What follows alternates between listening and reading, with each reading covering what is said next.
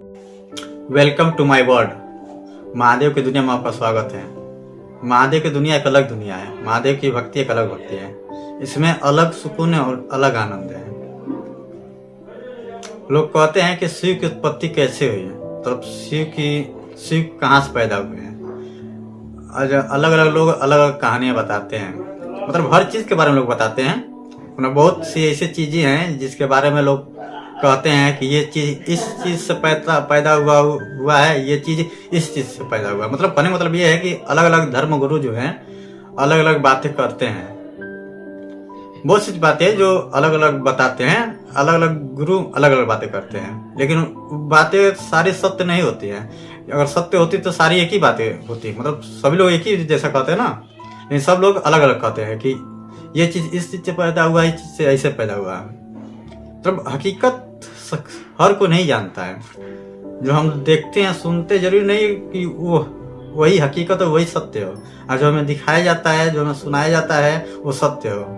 कभी कभी हम कुछ देखते हैं ना टीवी पे न्यूज, तो लगता है जैसे यही सत्य है, लेकिन बाद में पता चलता है सच्चाई ये नहीं, इसके पीछे कुछ और रीजन है।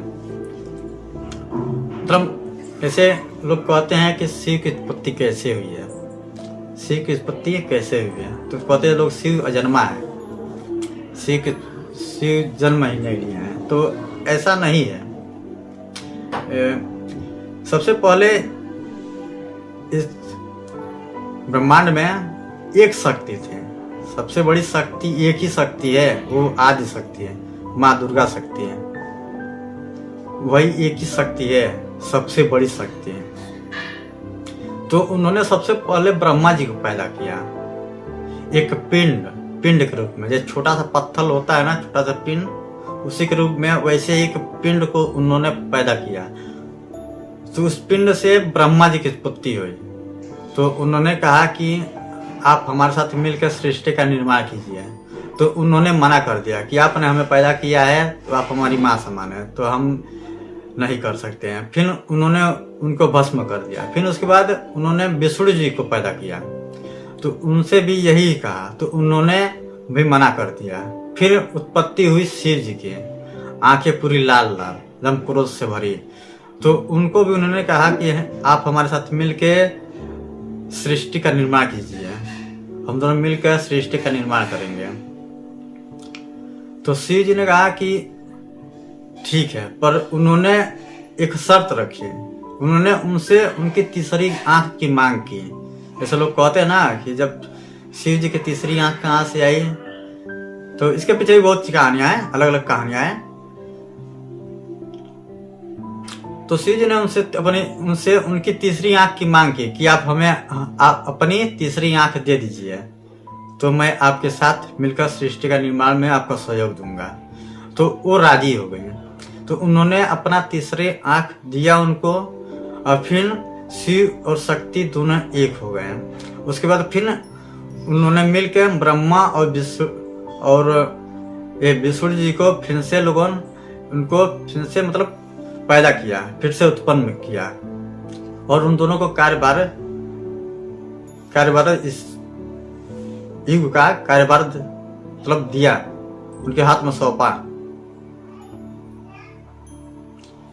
तो ऐसे ही शिव की उत्पत्ति हुई है, लेकिन अलग अलग जगह पे अलग अलग चीजें बताई गई हैं। और भी कुछ है जो लोगों द्वारा बताया जाता है, हम लोग सुनते हैं, उसको सच मानते हैं। तो हर चीज सत्य नहीं होती है। ऐसी बहुत सी चीजें हैं जिसमें हम लोग बात करेंगे। कुछ ऐसे कुछ इंटरेस्टिंग बातों को जानने के लिए, समझने के लिए, इस दुनिया को जानने के लिए, दुनिया को समझने के लिए, इस यूनिवर्स को जानने के लिए, इस यूनिवर्स को समझने के लिए। मतलब हम सभी लोग इंसान हैं, इस धरती पैदा हुए हैं, सब रहते हैं। अनलिमिटेड लाइफ तो किसी की नहीं है, तो अनलिमिटेड लाइफ तो किसी की नहीं है। 100 साल से कम ही लोग जिएंगे।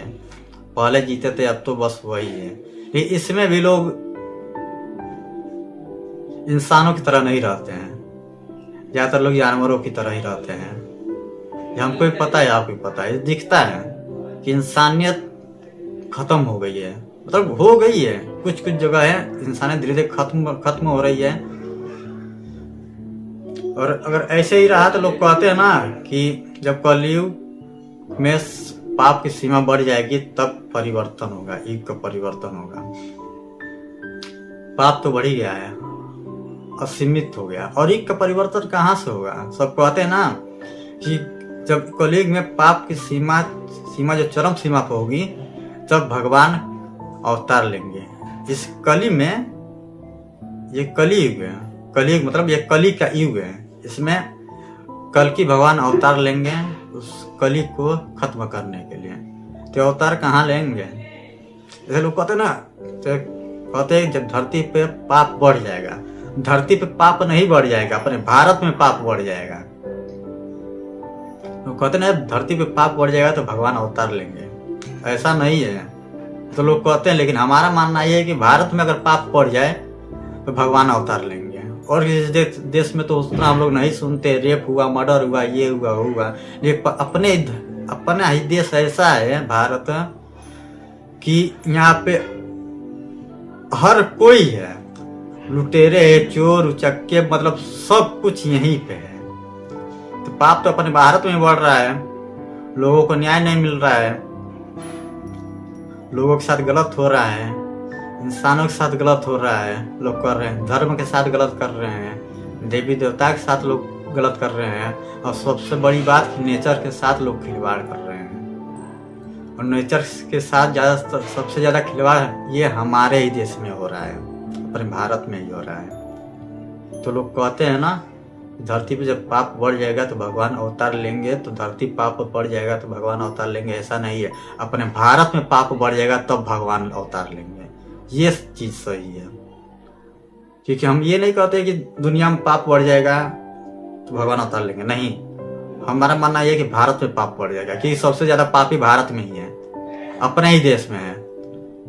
बच्चियों का रेप मर्डर हो जाता है, सुनवाई नहीं होता है। धर्म के ऊपर लोग उंगली उठाते हैं, उस पर कुछ नहीं होता है।